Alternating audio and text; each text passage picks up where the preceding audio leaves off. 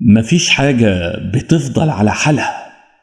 هي الحياة كده، الصغير بيكبر والدنيا بتتغير والأحوال بتتبدل.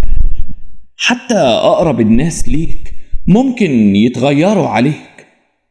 وأنا واحد من الناس الملل مسيطر على حياتي من ساعة ما اتخرجت من المعهد الفني، وأنا لا شغلة ولا مشغلة ولا بعمل حاجة في حياتي أصلا.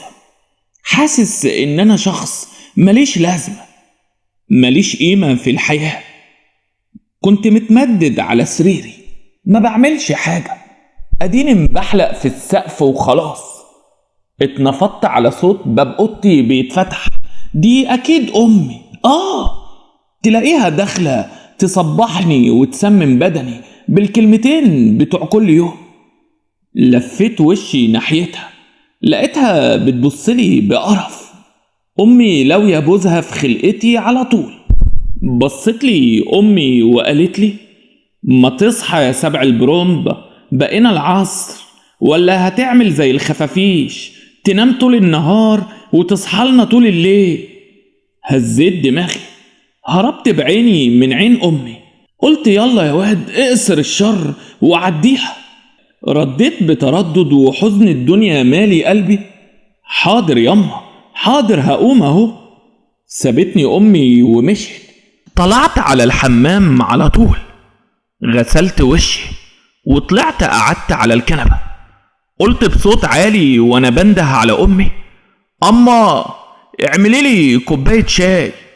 ما ردتش أمي عليا. ما فاتش كتير ولقيت أمي جاية عليا وفي ايديها كوباية الشاي. قعدت جنبي ونظرة القرف لسه مستمرة في عينيها. أمي متضايقة مني وقرفانة مني على الآخر. بصت لي وقالت: هو أنت يا ولا مش هتشوف لك شغلانة بدل ما أنت قاعد زي الولاية في البيت كده؟ نفخت بغضب. ميلت أخدت شفطة من الشاي وقلت لها: يعني ياما هو أنا لقيت شغل وقلت لأ؟ ما هي الدنيا زي ما أنت شايفة، الحكاية واقفة من كل ناحية. اتمصمصت أمي وقالت لي: على أساس إن الشغل هيجيلك لحد عندك وأنت قاعد بسلامتك. وبرقت أمي ووقفت وقالت بغضب: كلمة واحدة يا جابر، تشرب كوباية الشاي وتنزل تدور لك على شغلانة. أنا مش هستحمل أصرف عليك أكتر من كده يا ابني، أنت بقيت شحط واللي زيك اتجوز وخلف. أمي علت صوتها قوي زي كل يوم، ما وقفتش كلام من اللي يسمم البدن. بصيت لها وقلت لها بغضب: ما توطي صوتك ياما، هو انت كل يوم تسمعي بيا الناس كده؟ وقمت بعصبية صرخت في وش أمي وقلت: انت زهقتيني في عيشتي ياما، انت ما بتزهقيش من الكلام اللي زي السم اللي بتقولهولي كل يوم ده. قامت أمي صرخت هي كمان بعصبية وقالت: لا يا واد، خوفتني بصوتك العالي. طب من النهاردة مش هتطول مني مليم واحد، ودور على اللي يأكلك ويشربك. نفخت بغضب، كنت هرد وعلي صوتي أكتر. ما هي دي الخناقة اللي أنا متعود عليها مع أمي كل يوم. قطع كلامنا وخناقتنا خبطة على الباب، حد بيخبط بسرعة. بصت لي أمي بغضب وراحت ناحية الباب فتحته على طول. وبرقت بعينيا، رفعت حواجبي لما لقيت أم نصحي جارتنا وعشرة عمر وصاحبة أمي من زمان.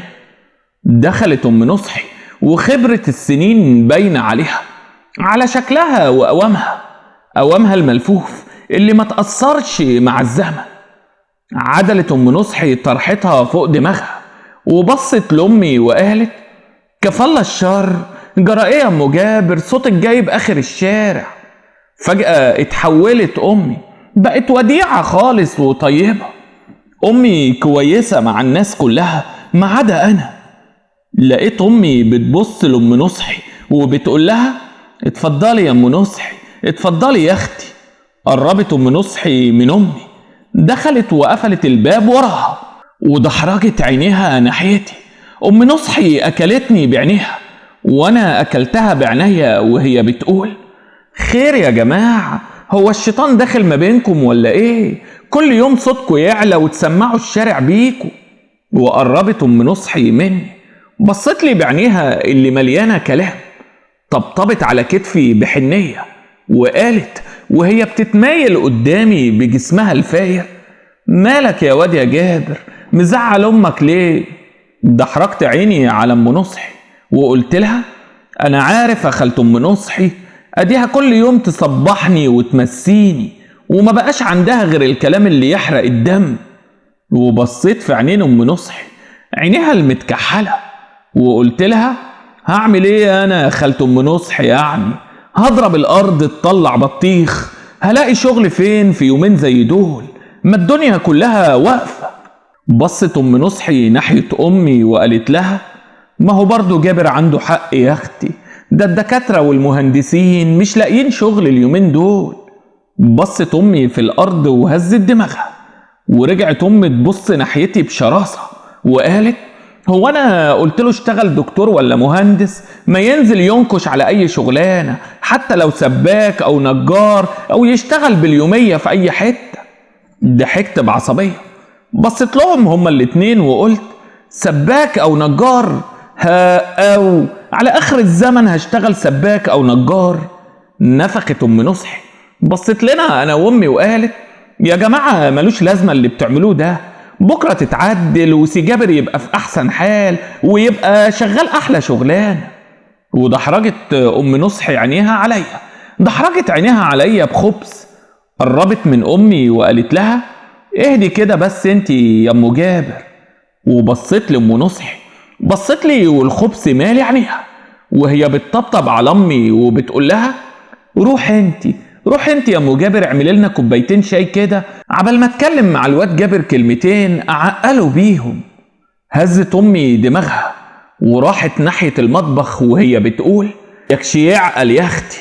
ومشيت امي، سابتني انا وام نصحي لوحدينا. وفضلت ام نصحي تبص على امي بخبث وهي داخله المطبخ لحد ما اختفت امي جوه المطبخ، راحت تعمل الشاي. وفجأة برقت ام نصحي، بصت لي بغضب، قربت مني ومدت ايديها، شدتني من دراعي بقوة، قعدتني جنبها على الكنبة وبصت لي بعينيها الواسعة وقالت بصوت واطي وهي بتبص حواليها: جرى ايه يا واد؟ انت مش معبرني ليه اليومين دول ولا سائل فيا؟ اتنفضت في مكاني، بصيت ناحية المطبخ، خفت امي تسمعها.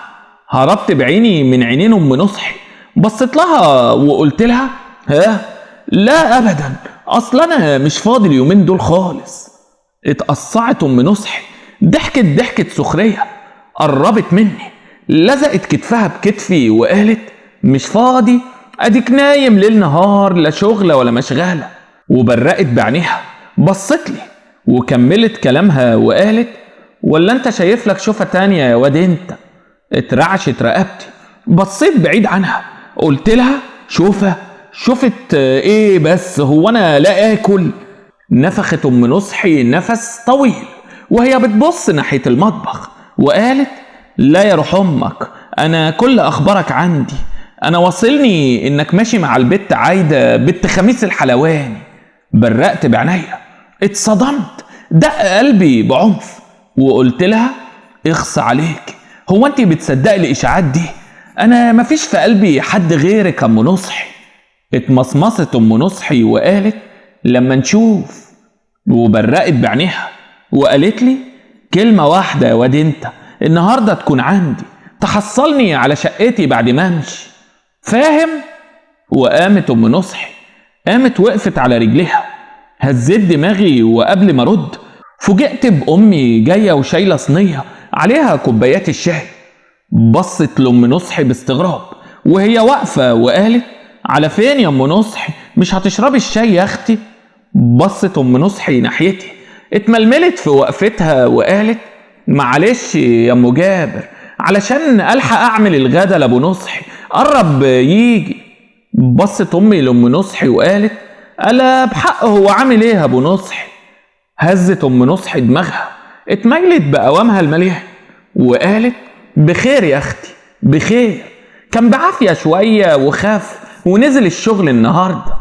وبرقت أم نصحي، بصت ناحيتي وكملت كلامها وقالت لأمي: أنا كلمتلك جابر وعقلتهولك وهو بيسمع كلامي وهينفذه كلمة كلمة، هينفذه بالحرف. وبصت لي أم نصحي وهي عينيها بتوسع، أكلتني بعينيها وقالت: مش كده يا جابر؟ هزيت دماغي، قلت بصوت واطي: أيوة يا خالة أم نصحي، حاضر، هنفذ كل كلامك كل كلامك. ومشيت أم نصحي ناحية الباب، مشيت ناحية الباب وهي بتقول: ربنا يهدي. وفتحت الباب ونزلت على السلالم. قفلت أمي الباب وراها ودخلت على المطبخ على طول. ونفخت نفس طويل زي النار، مسحت على دماغي بإيديا الاتنين، هزيت دماغي بعصبية وقلت: يا ترى الأيام مخبية إيه يا أم نصحي؟ مخبية إيه يا ترى؟ لبست هدومي وفهمت أمي إني نازل أدور على شغل، رضيتها بكلمتين. غلبانة أمي برضو، تطلع وتنزل على مفيش زي ما بيقولوا. وخرجت من البيت، فهمت أمي إني رايح أدور على الشغل وممكن أتأخر شوية. وبدل ما انزل السلالم كلها، نزلت دور واحد بس. أيوة، نزلت عند شقة أم نصحي، نقرت بإيدي على شراعة الباب، وفتحت أم نصحي بسرعة زي ما تكون واقفة ورا الباب مستنياني. فتحت والفرحة مالية عينيها، بصت يمين وشمال، اتأكدت إن مفيش حد معدي، وشدتني من إيديا، دخلتني الشقة وقفلت الباب. قفلت الباب ورايا، بصت لي وهي بتشدني في حضنها وقالت: وحشتني قوي يا وهلة. مش عارف عدى قد ايه وانا عند ام نصحي.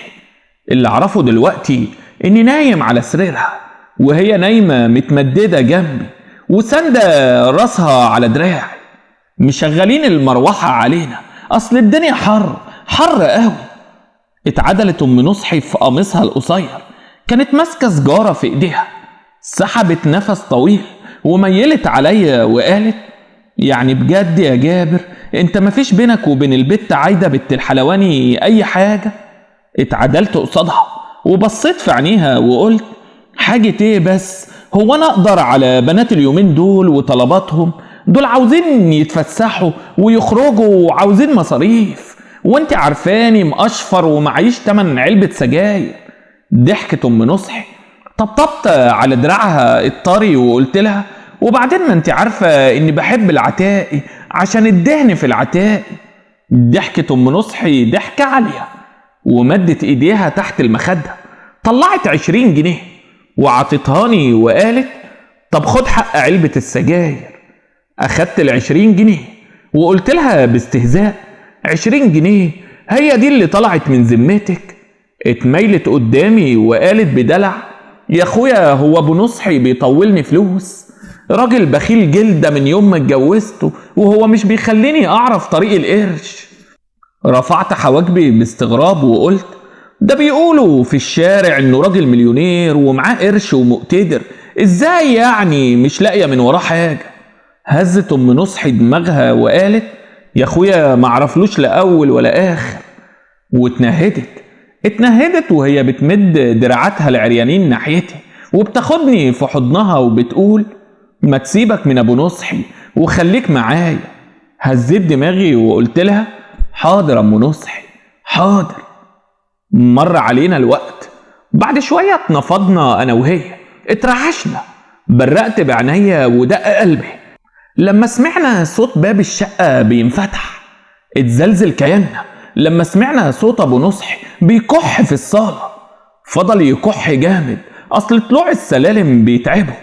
ضربت ام نصحي على صدرها في قلق، بصت ناحيتي بعين زايغة وقالت: يا ندمتي، ده ابو نصحي جه، ايه اللي جابه بدري كده؟ قمت اتعدلت في مكاني، بصيت حواليا، بصيت لها في رعب وانا سامع صوت كحة ابو نصحي بتقرب، شكله كان جاي علينا. وقلت لها: طب وهنعمل ايه دلوقتي؟ بصت يمين وشمال زي المجنونة بتدور على حتة تخبيني فيها، وبعدين شاورت لي بايديها لتحت وقالت: ادخل تحت السرير يا جابر، يلا بسرعة. وما كدبتش خبر، جريت بسرعة، زحفت على بطني ودخلت تحت السرير وانا قلبي بيدق. فضلت ساكت وما بعملش حركة. سمعت ام نصحي بتقول لابو نصحي: مش عوايدك يا ابو نصحي، جاي بدري يعني. اتنحنح ابو نصحي قعد على السرير. شفته بعينيا بيقلع الشراب من رجليه وقال: تعبت يا ام نصحي، ما قدرتش اكمل. وسكت شوية وقال لها: روح انت ام نصحي، حضري لي الغدا. وتردد شوية وقال: واقفلي الباب وانت طالعة، اقفلي الباب وراك. ومشيت ام نصحي من غير ما ترد. بعد ما مشيت، مش عارف ايه النشاط اللي دب فجأة في جسم ابو نصحي، قام على رجليه بسرعة، راح ناحية الباب وقفله. كان هيعمل حاجة مش عايز ام نصحي تشوفها اكيد. وفجأة مشي على طرف رجليه زي الحرامية، راح ناحية الدولاب ومد ايده في جيبه، طلع سلسلة مفاتيح وراح ناحية ضلفة من الدولاب، فتحها بالمفتاح. وبرقت بعينيا، اتزلزلت، اترعشت من كل ناحية، جسمي اشعر وحسيت اني متلج لما شفت اللي جوه الدولاب كان مليان رزم فلوس كتير قوي، كتير، مرصوصة على رفوف الدولاب من فوق ومن تحت. وفجأة مد ابو نصحي ايده في جيبه وطلع رزمة فلوس صغيرة، حطها على الرزم اللي مرصوصة في الدولاب، وقفل الدولاب بسرعة ورجع المفاتيح جوه جيبه ومشي ناحية الباب وطلع بره. فضلت نايم تحت السرير مذهول من اللي شفته بعينيا، ما بتحركش، زي ما اكون مضروب على دماغي، وبقول لنفسي: كل دي فلوس يا ابو نصحي، كل دي فلوس وانا مش لاقي اكل. قضيت ساعات طويلة تحت السرير، استنيت كتير.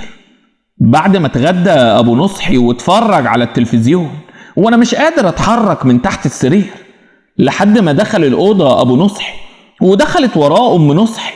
دق قلبي بعنف لما ناموا على السرير. ابو نصحي عمال يكح، كحته ما بتقفش. راجل غريب بصراحة، معاه كل الفلوس دي اللي شفتها بعينيا ومش عاوز يروح لدكتور يعالجه من الكحة. حاجة غريبة قوي بصراحة.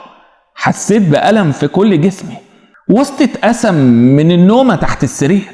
ولقيتني بقول لنفسي: طب انا هعمل ايه دلوقتي؟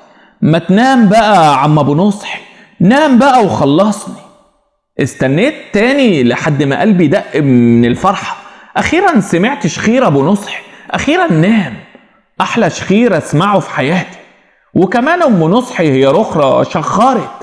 فضلوا يبدلوا في الشخير هما الاتنين، وصلت عزف ما بينهم هما الاتنين. وطلعت من تحت السرير، زحفت على بطني، اطمنت وانا سامع صوت شخيرهم بيعلى ويعلى اكتر. واخيرا وقفت، حسيت بجسمي كله وجعني وهو بيفك من النومة اللي كنت نايمها تحت السرير.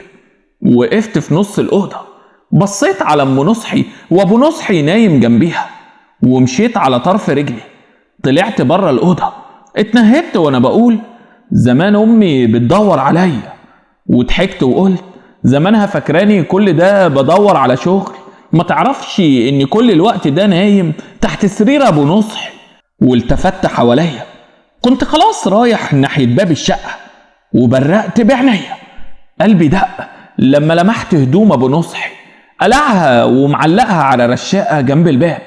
دي الهدوم اللي كان لابسها لما جه من بره، الهدوم اللي كان فيها المفاتيح، مفاتيح الدولاب اللي مليان رزم فلوس.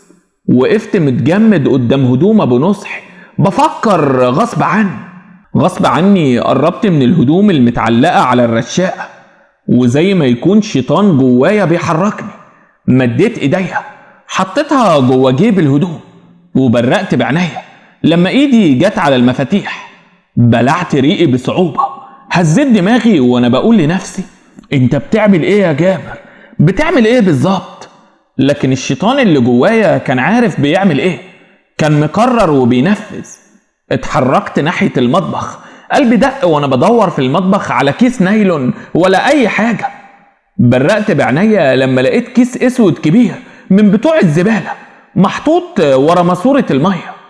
اخدت الكيس ورجعت مسكت الكيس في ايد والمفاتيح في الايد التانية، واستسلمت للشيطان، للوحش الكاسر اللي بيزن جوايا. مشيت على اطراف صوابعي ودخلت اوضه النوم تاني، اوضه نوم ابو نصحي. بصيت بعينيا، بصيت عليهم لقيتهم غرقانين في النوم لسه بيشخروا. وقربت زي المسحور من الدولاب، مديت ايديا بالمفتاح حطيته في فتحة الدولاب، وبصيت ناحية ابو نصحي وام نصحي. دق قلبي بعنف لما سمعت تكة صغيرة، الدولاب انفتح. ايوه، حسيت نفسي عالي وانا بنهج وببص للفلوس، ورجعت اطمن على انهم نايمين. وطلعت الكيس الاسود الكبير. قلبي وقع في رجلي لما الكيس عمل خروشة وانا بفرده في ايديا، عمل خروشة بصوت عالي. اتجمدت ودمي نشف. انما ام نصحي وابو نصحي في عالم تاني خالص، ما حسوش بحاجة. وابتديت اخد رزم الفلوس واحطها جوه الكيس. كنت مبرق بترعش زي المجنون. لميت الرزم بدراعي ورميتها جوه الكيس، رف ورا التاني بلم الفلوس من عليه. فضيت كل الرفوف من الفلوس وحطيتها في الكيس الاسود الكبير. الكيس كان تقيل قوي، انما ما يهمش. قفلت باب الدولاب زي ما كان، سحبت الكيس وانا ماشي. اخدت نظرة وداع من وش ابو نصحي وام نصحي، ورجعت المفاتيح مكانها في هدوم ابو نصحي اللي متعلقة بره. مشيت بجرجر في كيس الفلوس وطلعت من الشقة. اتنهدت وبلعت ريقي وانا بقفل باب الشقة ورايا، ورجعت على طول شقتنا. من حسن حظي ان امي كانت نايمة. سحبت كيس الفلوس جوه اوضتي، حطيت الفلوس تحت السرير واتمددت على سريري. برقت وانا باصص للسقف، مبرق مش بعمل اي حاجة. دماغي واقفة عن التفكير وحاسس اني متبنج، مش شايف حاجة ومش سامع اي حاجة. ما نمتش لحد الصبح. ازاي انام بعد اللي حصل؟ قمت بدري، فهمت امي اني نازل ادور على شغل. لازم اعيش حياتي بشكل طبيعي عشان محدش يشك فيا. ونزلت ادور على شغل. لقيت اخيرا شغلانة في قهوة على الطريق السريع. نزلوني معاهم على طول في ساعتها. معلش، هتعب شهر ولا 2 لحد ما الحكاية تهدى، واشوف ابو نصحي هيعمل ايه لما يكتشف سرقة فلوسه، عشان بعد كده اتمتع بالفلوس براحتي. اكيد ابو نصحي هيبلغ البوليس. امال هيعمل ايه يعني؟ هزيت دماغي وانا بكلم نفسي وقلت يا ترى ام نصحي هتفهم ان انا اللي عملت كده؟ وطمنت نفسي هي اصلا ما تعرفش ان في فلوس في الدولاب، ابو نصحي مخبيها منها. واتنهدت، كملت شغلي في القهوة عادي ورجعت على البيت. القلق كان مالي كياني والخوف مسيطر عليا. قلت لنفسي اثبت يا جابر عشان ما تتكشفش وتضيع. وانا داخل من اول الشارع اتزلزل كياني، قلبي غاص في رجليا. برقت وانا بلمح عربية اسعاف قدام بيتنا، والناس كلها ملمومة. ناس كتيرة ملمومة حوالين البيت والعربية. جرجرت رجلي وانا رايح ناحيتهم، عاوز افهم ايه اللي حصل. بقدم رجل وبأخر التانية، قلبي بيدق بعنف. وسعت عينيا اكتر لما لقيت امي واقفة جنب الاسعاف وبتمسح دموعها بطرحتها. قربت منها، اترعشت وانا بقول لها ايه ياما في ايه؟ عيطت امي وقالت عمك ابو نصحي تعيش انت. هزيت دماغي، رقبتي اتشنكت وقلت لها ازاي؟ ده بيقولوا كان كويس امبارح. اتنهدت امي وقالت بحزن واحد ابن حرام دخل سرق القرشين اللي كان شايلهم الراجل لدفنته، ولما قام ابو نصحي ملقاش فلوسه طب ساكت في ساعتها يا كبدي. برقت بعينيا، اترعشت وانا بقول لها طب ام نصحي راحت فين؟ هزت امي دماغها وقالت ابنها الكبير نصحي جه اخدها ومشي، اخدها عنده البيت، دي منهارة قوي يا حبة عيني. كنت زي المخبوط على دماغي، بتحرك بدون وعي. يا ترى ام نصحي شكت فيا ولا ايه؟ يا ترى هتقول حاجة؟ هتقول اني كنت عندها؟ نفسي اعرف ايه الحكاية بالظبط، حاسس اني هموت من القلق. مر يومين بعد ما دفنوا عم ابو نصحي، مفيش لا حس ولا خبر عن ام نصحي، لحد ما فوجئت بامي راجعه في يوم فاجأتني وقالت لي كنت عند خالتك ام نصحي في بيت ابنها، زعلانه يا حبه عيني وحزينه على جوزها الوليه. قربت من امي اترعشت وقلت لها ما قالتلكيش ياما هترجع شقتها امتى؟ هزت امي دماغها وقالت مش راجعه، مش طايقه يا حبه عيني تدخل الشقه من بعد ما جوزها مات.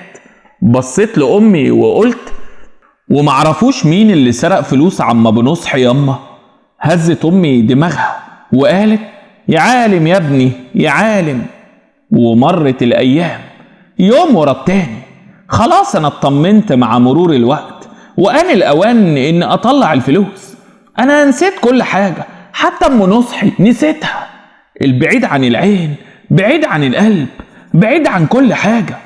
وام نصحي بعدت وبقت عايشه عند ابنها خلاص.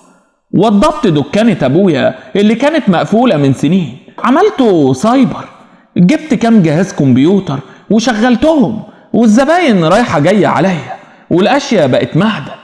واتقدمت للبت عايده بنت خميس الحلواني، خطبتها وجبت لها احسن شبكه، ومشيت ايامي بشكل عادي لحد ما جه اليوم اللي زلزل كياني لما خبط باب شقتنا وفتحت.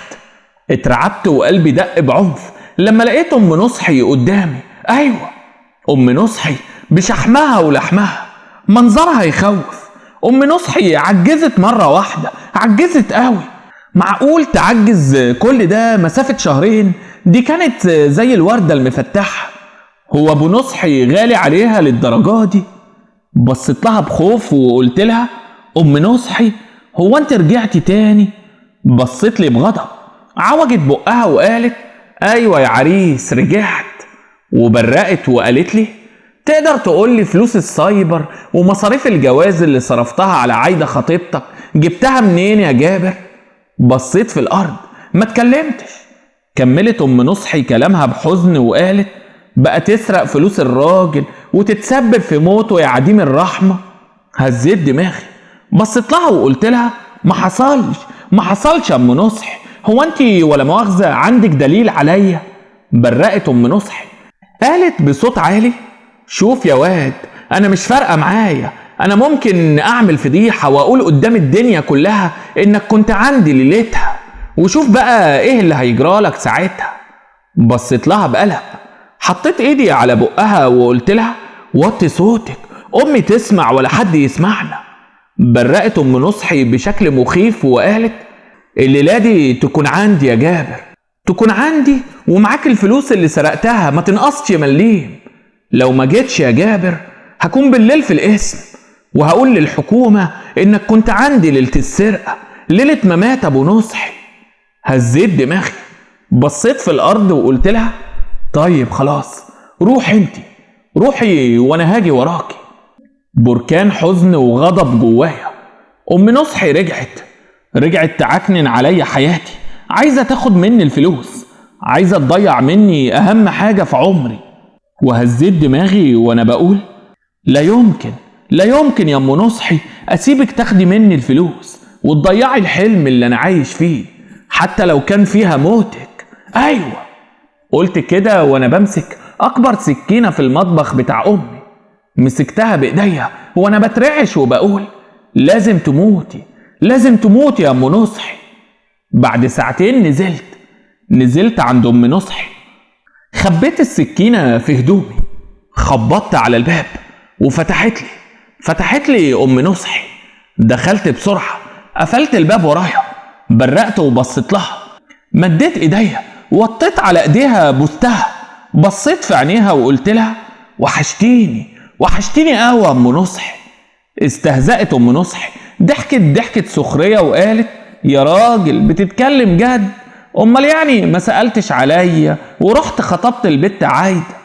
قربت منها، اترددت وانا بقول لها ما انا ما كنتش لاقيكي وما كنتش قادر اروح لك عند ابنك عشان ما فيش حد يشك فينا ولا ايه امال؟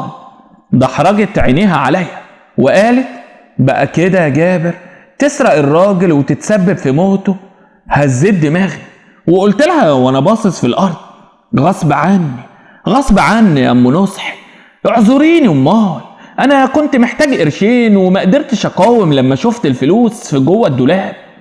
واتهزيت مكاني وقلت: بعدين دول كانوا قرشين صغيرين مش زي ما انت فاكره، ما كنتش اعرف ان عم ابو نصحي هيموت عشان ملمين زي دول. اتنهدت ام نصحي، نفخت وقالت وهي بتدحرج عينيها ناحيتي في خبز وهي لسه عطياني ظهرها: المهم جبت الفلوس؟ هزيت دماغي، مديت ايدي في جيبي وقلت لها: جبتها كلها. وفجأة من غير تفكير طلعت السكينة الكبيرة اللي مخبيها في هدومي وهجمت بيها على ام نصحي من غير تفكير. نزلت بالسكينة على ظهرها واتجمدت، اترعشت لما وقفت ايديا في السكة غصب عني. ايد غريبة اتمدت ومسكت ايديا. حد طلع من الأوضة ومسكني، ده عسكري بوليس. وفجأة ظهر عسكري تاني وتالت ورابع، وظهر ضابط شرطة صرخ فيا وقال: مكانك، ما تتحركش، كل اعترافاتك اتسجلت. حاولت افلفص من بين ايديهم، ما قدرتش. كتفوني وايدوني وحطوا ايدي ورا ظهري في الكلبشات. وقفت ام نصحي قدامنا والدموع ماليه عينيها. بصيت لها وقلت لها: كده برضه ام نصحي؟ هو انت عليكي تعملي فيا كده؟ الضابط بص لام نصحي قال لها: معلش، انت هتيجي معانا تكملي المحضر في الاسم. وبص لها وركز على عينيها وقال: وبلاش تخبي اي حاجة عشان مصلحة التحقيق، بلاش تخبي اي حاجة مهما كانت. وهزت ام نصحي دماغها، ما ردتش. العساكر طلعوا على طول على فوق، فتشوا شقتنا، لقوا الكيس اللي مليان فلوس تحت سريري. اخدوني ونزلوا جرجروني على السلم. اتنفضت لما سمعت صوت امي نازله بتجري من فوق، بتصرخ وبتقول: ليه كده يا جابر؟ ليه عملت في نفسك كده يا ابني؟ انا كنت عاوزاك تشتغل بالحلال يا ابني. هربت بعيني من عينين امي، مشيت متأيد وسط العساكر، ما كنتش قادر ابص في عينيها ابدا، كان الضياع محاوطني من كل ناحيه. مشيت وسط العساكر وهم بيجرجروني، بقول لنفسي: يا ريت اللي جرى مكان، لو رجع بيا الزمان ما كنتش عملت كده. لكن الحقيقه ان الزمان ما بيرجعش، الزمان مش بيرجع لورا ابدا. استنونا مع حكايه جديده. لو عجبكم الفيديو ما تنسوش الاشتراك في القناه وتفعيل زر الجرس.